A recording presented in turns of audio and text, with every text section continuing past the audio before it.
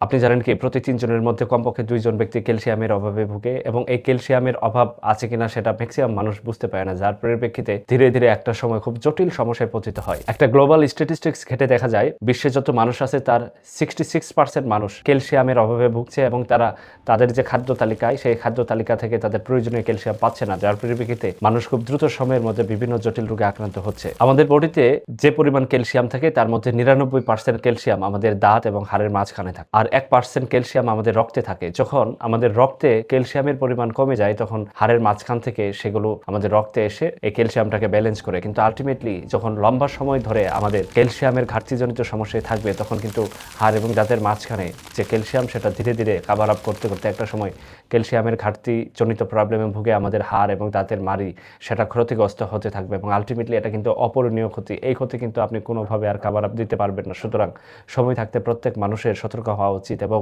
প্রয়োজনীয় খাদ্য তালিকার কথা আজকে বলবো যে খাদ্যগুলো দুধের থেকে শতগুণ বেশি ক্যালসিয়াম আপনাকে প্রদান করবে।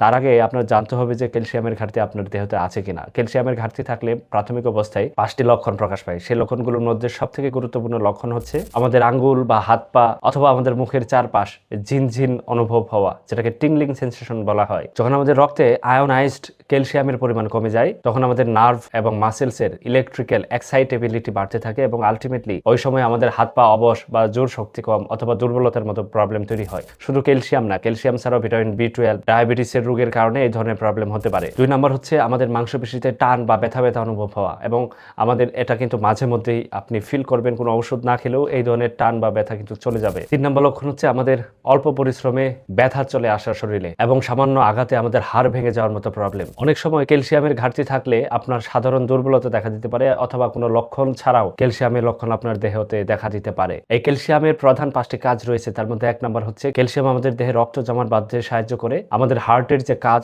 সেটা কিন্তু স্বাভাবিক রাখে এই ক্যালসিয়াম। আমাদের নার্ভ বা স্নায়ুর যে পরিবহন সেটা কিন্তু সক্রিয় রাখে। আমাদের পেশির সংকোচনটাকে মেনটেন করে এবং আমাদের হাড় এবং দাঁত সেটা শক্ত এবং মজবুত রাখে। সুতরাং আপনি তো সহজভাবে বুঝতেই পারলেন যে ক্যালসিয়াম আপনার বডিতে কি পরিমাণ উপকারী কাজ করে থাকে। ক্যালসিয়াম শুধুমাত্র আমরা একটা ক্যালসিয়ামের ট্যাবলেট খেলেই কিন্তু ক্যালসিয়াম আমাদের বডিতে সেটার ঘাটতি পূরণ হবে না। ক্যালসিয়াম পূরণ করতে হলে আমাদের আরো কয়েকটি ইম্পর্টেন্ট মেকানিজম সম্পর্কে জানা উচিত। তার মধ্যে 1 নম্বর হচ্ছে আমরা যখন খাবার খাবো সে খাবার আমাদের পাকস্থলীতে ভেঙে আমাদের অন্ত্রে চলে যাবে এবং অন্ত্র থেকে প্রয়োজনীয় ক্যালসিয়াম সেটা আমাদের দেহ চুষে নিতে থাকবে। ক্যালসিয়াম চুষে নেওয়া বা অ্যাবজর্পশনটাকে মেনটেন করে ভিটামিন ডি। এই ক্ষেত্রে যদি আমরা ভিটামিন ডি না নিই সেক্ষেত্রে কিন্তু ক্যালসিয়াম কোনোভাবে আমাদের বডিতে শোষিত হবে না। আর ভিটামিন ডি নিতে গেলে অবশ্যই আপনাকে রোদে যেতে হবে। কমপক্ষে 10 মিনিট রোদ গায়ে লাগানো খুবই গুরুত্বপূর্ণ যদি আপনার দেহের ক্যালসিয়াম শোষণ ক্ষমতা স্বাভাবিকভাবে রাখতে পারেন।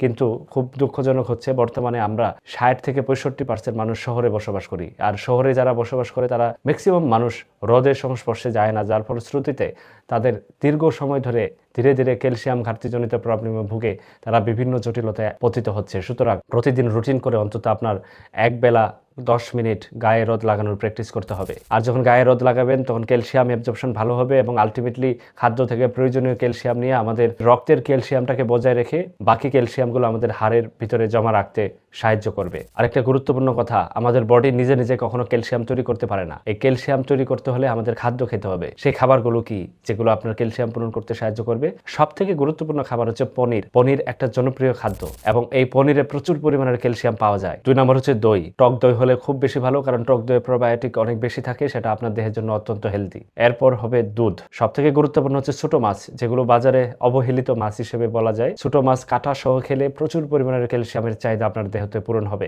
ডাল এবং বাদামে প্রচুর ক্যালসিয়ামের উৎস হিসেবে চিনা হয়। পাশাপাশি শাকসবজি এবং ডিমেও একটা নির্দিষ্ট অ্যামাউন্টের ক্যালসিয়াম থাকে। এই খাদ্যগুলো খেয়ে প্রতিদিন অন্তত 10 মিনিট করে রোদে দাঁড়িয়ে থাকুন। আপনার ক্যালসিয়াম শোষণ ক্ষমতা বৃদ্ধি করুন এবং ক্যালসিয়ামের অভাবে ভুগে বিভিন্ন জটিল রোগ থেকে মুক্ত থাকুন। সুস্থ থাকুন। আজকের ভিডিও এখানে শেষ করছি।